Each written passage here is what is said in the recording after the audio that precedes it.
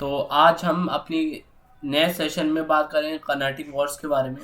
ठीक है। तो सबसे पहले आपको बता देना चाहता हूँ कि मॉडर्न हिस्ट्री की एक सीरीज चला रहा हूँ मैं, जिसमें मैं मॉडर्न हिस्ट्री के जो इम्पोर्टेंट बैटल्स हैं उसको मैं डिस्कस कर रहा हूँ यहाँ पे। हमने battle of Plassey, battle of Buxar इसको कवर कर चुके हैं और हम कर्नाटिक वॉर्स में आ चुके हैं। इसमें हम फर्स्ट कर्नाटिक वॉर के बारे में डिटेल में बात करेंगे और आने वाली जितने वीडियो रहेंगे उसमें सेकंड और थर्ड के बारे में डिस्कशन होगा। ठीक है। यानी कि फर्स्ट एक वीडियो में, सेकंड दूसरी वीडियो में, थर्ड दूसरी वीडियो में, इस तरीके से। ठीक है। तो कर्नाटिक, सबसे पहले समझो ये कर्नाटिक रीजन कहाँ पे है, ये जगह कहाँ पे है। तो मैं आपको बता दूं कि ये जो कर्नाटिक आप देख रहे हो वर्ड, ये आज के आप साउथ के ईस्टर्न घाट पे जाओगे, आप इंडिया का मैप देखते हो, जैसे यहाँ पे ये नीचे वाला पार्ट हो गया, तो ये तो वेस्टर्न घाट हो गया। यहाँ देखो, यहाँ नीचे इस वाले एरिया पे इसे कर्नाटिक का नाम दिया जाता है। ईस्टर्न घाट को कर्नाटिक कहा जाता था पहले के टाइम में। तो वहां पे कुछ लड़ाइयाँ हुई है, वॉर हुई है, 3 वॉर हुई है, याद रखना, 3 वॉर्स आर फॉट। अब वो किसके बीच में हुई, क्या मुद्दा था, ये चलो डिस्कस कर लेते हैं आराम से और समझ लेते हैं। और शुरुआत करते हैं। Though the British and French came to India as a trading purpose, they are ultimately drawn into a politics of India. हालांकि ब्रिटिशर्स और फ्रेंच दोनों ही भारत में आए थे ट्रेडिंग पर्पस से, कि व्यापार करेंगे व्यापार करेंगे, लेकिन वो उलझ जाते हैं भारत की पॉलिटिक्स के अंदर और दोनों के मन में लालच आ जाता है कि भारत की पॉलिटिक्स को कैसे यूटिलाइज करना है। Both had vision and establish political power over the region. दोनों के पास एक विजन होता है कि हम पॉलिटिकल पावर को एस्टेब्लिश करेंगे अलग अलग रीजन्स में भारत के। Anglo French rivalry in India reflect the traditional rivalry of England and France throughout their histories. अब मैं आपको बता दूं, इंग्लैंड और फ्रांस हमेशा से एक दुश्मन का काम किए हैं एक दूसरे के लिए, हमेशा एक दूसरे को मारने काटने में ये लोग सोचते थे। तो जो एंग्लो एंग्लो मतलब होता है ब्रिटिशर्स, और फ्रेंच की जो राइवलरी थी वो यहाँ पर इंडिया में भी देखने को मिल रही थी। यहाँ पर भी जो ब्रिटिशर्स थे और फ्रेंच थे आपस में लड़ाई झगड़ा करते रहते थे।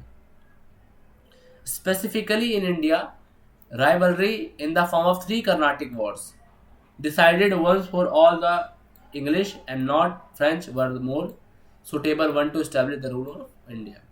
यानी कि यहाँ बात कर रहा है कि 3 कर्नाटिक वॉर ने तय कर दिया था, ये डिसाइड कर दिया था कि भारत के अंदर जो इंग्लिश मैन हैं वो रूल करने वाले हैं और फ्रेंच जो हैं वो सुटेबल नहीं है भारत पे इस्टेब्लिश रूल करने के लिए। तो यानी शॉर्ट में मैं आपको बताऊं तो जो 3 जो वॉर हुई थी, थर्ड जो 3 वॉर हुई थी, उसका जो कंसिक्वेंस आता है, उसका जो परिणाम आता है वो यही होता है कि ब्रिटिशर्स जीत जाते हैं।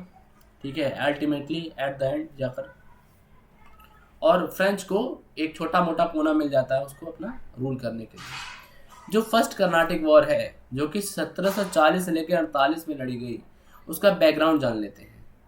कर्नाटिक एक रीजन का नाम है जो कि यूरोपियन ने दिया था, एक रीजन का नाम है ना कर्नाटिक। असल में उसे कोरोमंडल कोस्ट कहा जाता है और वहाँ का एरिया जो है उसे हम कर्नाटिक बोलते हैं। वही जो मैंने आपको बताया ईस्टर्न घाट का, उसी को कोरोमंडल भी कहते हैं और उसी को आप कर्नाटिक भी पढ़ते हो। कर्नाटिक नाम ईस्ट इंडिया कंपनी ब्रिटिशर्स ने दिया था। जो पहला कर्नाटिक वॉर है वो एक्सटेंशन है, यानी एक पार्ट है एंग्लो फ्रेंच वॉर जो कि यूरोप में लड़ा गया था, जो हुआ था असल में ऑस्ट्रेलियन वॉर ऑफ सक्सेशन के कारण। यानी जो पहला कर्नाटिक वॉर है वो लिंक है आपस में ऑस्ट्रेलियन वॉर ऑफ सक्सेशन से।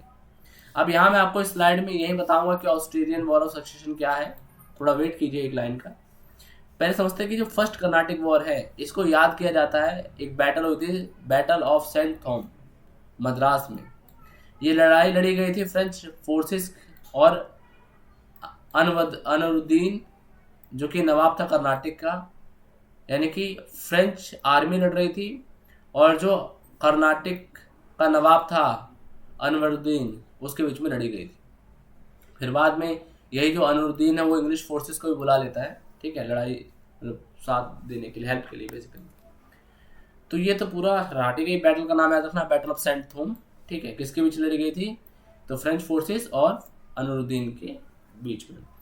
तो इसमें मैं भी आपको बताने वाला हूँ, इसके बारे में डिस्कशन करेंगे सेंट थॉम के बारे में। पहले हम समझ लेते हैं ऑस्ट्रियन वॉर ऑफ सक्सेशन के बारे में। तो 1740 से लेकर 1748 तक जितने भी यूरोपियन पावर्स हैं उनमें कन्फ्लिक्ट आ गया। वो कन्फ्लिक्ट एक क्वेश्चन के रूप में था कि मारिया थेरेसा क्या सक्सीड करेंगी ऑस्ट्रियन हैब्सबर्ग क्राउन को। क्या मैं बोल रहा हूँ थोड़ा समझाता हूँ मैं आपको। बेसिकली ये है कि 1740 के आसपास जो ऑस्ट्रियन के मतलब किंग रहे थे चार्ल्स सिक्स, उनकी डेथ हो जाती है। तो चार्ल्स सिक्स की डेथ हो गई, और आपने ये चीज़ जानते हो कि जो मेल होते हैं वो आगे सक्सीड करते हैं। लेकिन यहाँ एक दिक्कत थी कि मारिया थेरेसा को एक क्वेश्चन आया कि क्या मारिया थेरेसा वहाँ पर सक्सीड कर सकती हैं जो ऑस्ट्रियन जो भी क्राउन वगैरह हैं। तो इस क्वेश्चन के लिए कि क्या मारिया थेरेसा को रानी बनना चाहिए ऑस्ट्रिया की, इसके ऊपर कन्फ्लिक्ट हो गया अलग अलग। इंग्लैंड सपोर्ट में था, इंग्लैंड आपका सपोर्ट कर रहा था कि हाँ मारिया थेरेसा को बनना चाहिए, बट फ्रांस उसके विरोध में था और हो गए उनमें जंग। वहीं जंग हो गई यूरोप में ही, और यूरोप में जो जंग हुई उसका असर आपको यहाँ भी देखने को मिलता है, इंडिया में भी देखने को मिलता है साफ पर। Perhaps the conscious of their relative weaker position, French tried to prevent the extension of war to India। यानी कि आपको पता है कि इंडिया के अंदर ब्रिटेन ताकतवर था। फ्रेंच ने कोशिश की थी कि यार वो यूरोप में जो भी लड़ाई हो रही है होने दो, लेकिन इंडिया पे उसका असर ना डालो, है ना। कायदे से यही होना चाहिए, यहाँ पूरे देश आपस में लड़ रहे हैं, लड़े कोई बात नहीं, यहाँ पर उसका इम्पैक्ट ना दिखाई दे। ये तो डुप्लेक्स जो था यानी फ्रेंच का जो गवर्नर था, फ्रेंच का जो एडवाइजर था, उसने यही एडवाइस किया था कि हमको इंग्लिश के साथ न्यूट्रलिटी बना के रखनी चाहिए। यानी ना आप अटैक करो ना हम अटैक करें, राजा लोग हैं वो अपना सुलझा लेंगे, निपटा देंगे और उसके बाद वो सब सेटल हो जाएगा। लेकिन इंग्लिश एग्री नहीं हुआ और उसने डेलिबरेटली की जगह उसने अडॉप्ट किया, एग्रेसिवली स्टैंड लिया और उसने फ्रेंच शिप को सीज कर लिया, पकड़ लिया, घेराबंदी कर दी सदर्न ईस्टर्न कोस्ट पे, यानी कि वही कर्नाटक के एरिया में कोस्ट पे उसने कब्जा कर लिया। अब इस समय कभी भी डुप्लेक्स के मन में ये नहीं था कि कभी लड़ाई हो सकती है, तो इसलिए जो डुप्लेक्स जो गवर्नर था, फ्रेंच के पास कोई फ्लीट नहीं थी, यानी कोई जहाज नहीं थी। तो डुप्लेक्स जो कि फ्रेंच गवर्नर था, जनरल था, उसने मैसेज दिया ला बोर्डोनेस को, जो कि फ्रेंच गवर्नर है मॉरिशस का। यानी कि डुप्लेक्स ने एक मैसेज पहुंचाया फ्रेंच गवर्नर मॉरिशस के कि भाई हमें फ्लीट जहाज़ों की ज़रूरत है, आप कुछ सेनाएं रीइंफोर्समेंट भेजिए। तो यहाँ पर क्या होता है, जब हमारे जो भाई साहब ला बोर्डोनेस है उन्होंने कहानी सुनी तो उन्होंने जल्दी से, ठीक है, अपनी आर्मी वगैरह को 3000 मैन को, ठीक है, अपनी पूरी स्क्वाड को उन्होंने कोरोमंडल कोस्ट पे भेजा। इससे पहले कि कोई हेल्प के लिए आ पाता, फ्रेंच ने अटैक कर दिया इंग्लिश यानी ब्रिटिशर्स पे और उनका कैप्चर कर लिया, जो उन्होंने फोर्ट सेंट जॉर्ज बनाया था मद्रास में। और कुछ एरियाज को भी कब्जा लिया उन्होंने। डेट याद रखना, ये डेट थी कब्जाने वाली, है ना।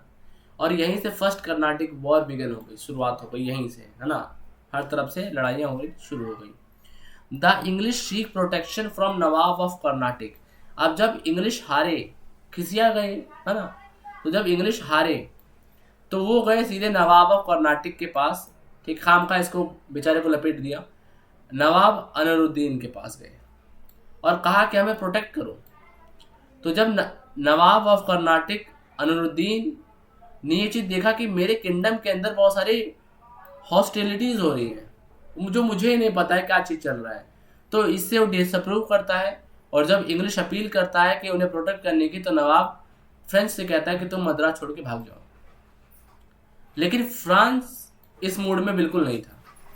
याद है आपको कि एक बार क्या हुआ था, फ्रांस ने कुछ कहा था कि ब्रिटेन से शांति बनाते हैं, डुप्लेक्स ने कहा था, और जो ब्रिटेन का पक्ष है उसने इग्नोर कर दिया था, एग्रेसिवली अपनाया था, अभी मैंने बताया।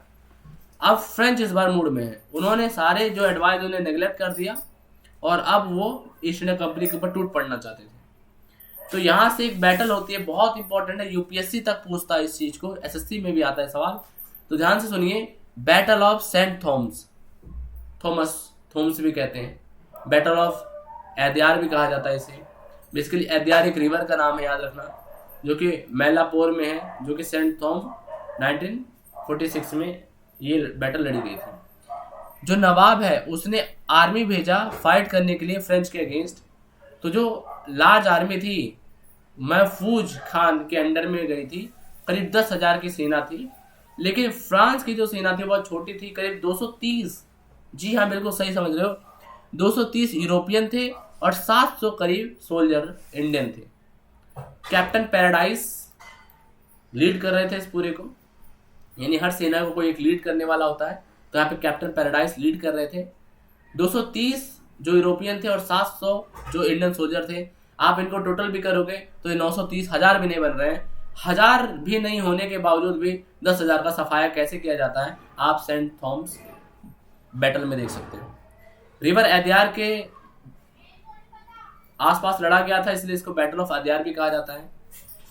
Everyone surprised a handful properly trained soldier of French army routed Anwaruddin vast army. वही मैं बात बोल रहा हूँ कि इतनी बड़ी संख्या होने के बाद भी आर्मी की, वो कहते हैं ना कि क्वालिटी मैटर करती है, क्वांटिटी नहीं। तो यहाँ पर भी वही था कि उसके पास क्वालिटी थी, फ्रेंच के पास क्वालिटी थी और उसने पूरा सफाया कर दिया। इससे एक चीज समझ आ गई कि सुपियोरिटी है यूरोपियन ट्रूप्स के पास और मिलिट्री वीकनेस है इंडियन रूलर के पास। खाली जनसंख्या थोड़ी होगा कि 10,000 सेना है मेरे पास। अरे भाई, उन पास एक सेना के पास हो ताकत तो हो, एक सेना के पास हो फैसिलिटी तो हो, पावर हो, गन्स हो, तब तो मानेंगे ना। वही चीज ड्यूप्लेक्स ने लर्न कर लिया लेसन कि any quarrel between Indian princess his discipline army would be very useful. अगर कभी भी इंडियन प्रिंस में कोई भी लड़ाई होती है या फिर ड्यूप्लेक्स से लड़ाई होती है तो उसकी जो डिसिप्लिन आर्मी है वो बहुत यूजफुल है उसके लिए, ठीक है।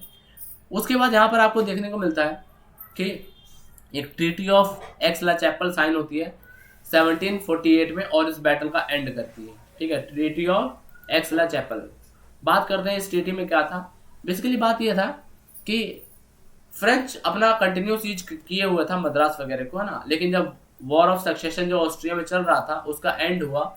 एंड कैसे हुआ? Treaty of Aix la Chapelle 1748 में साइन हुई थी, जिससे ऑस्ट्रेलियन वॉर ऑफ सक्सेशन का खात्मा हो गया, ठीक है। तो फ्रांस, ग्रेट ब्रिटेन, डच, ठीक है, इन्होंने भी अपना म्यूचुअल रेजिस्ट्रेशन कंक्वेस्ट, यानी कि मतलब एक तरीके से जो लड़ाई लड़ रहे थे उसको बंद कर दिया गया। This brought an end of the first round of Anglo French conflict in India as well as, ठीक है, यानी यूरोप में भी खत्म हो गया जो कॉन्फ्लिक्ट था और इंडिया के अंदर भी कॉन्फ्लिक्ट हो गया। मद्रास को दोबारा इंग्लैंड को दे दिया गया। फ्रेंच ने अपनी जो नॉर्थ अमेरिका में टेरिटरी थी लुइसबर्ग करके उसको पा लिया और ये जो पूरा कॉन्फ्लिक्ट है वो ड्रॉ के रूप में एंड हुआ। इसमें कोई ना जीता ना कोई हारा, बस अनवरुद्दीन हार गया, है ना। ब्रिटेन और जो हमारी फ्रेंच है वो जीतते रहे, इनका कोई ड्रॉ हो रहा एक तरीके से बेसिकली। तो ये फर्स्ट आप कर्नाटिक वॉर आप ये आपने पढ़ा, जाना, समझा ना। अच्छा, कर्नाटिक वॉर को आप एंग्लो फ्रेंच वॉर भी कहते हैं, ठीक है, याद रखना। तो ये था आज का वीडियो, है ना। उम्मीद है आपको पसंद आया होगा। मिलते हैं अगली वीडियो के साथ। मैं पार्ट 2 इसका लेके आऊँगा जिसमें सेकंड कर्नाटिक वॉर के बारे में डिस्कशन करूँगा। Thank you.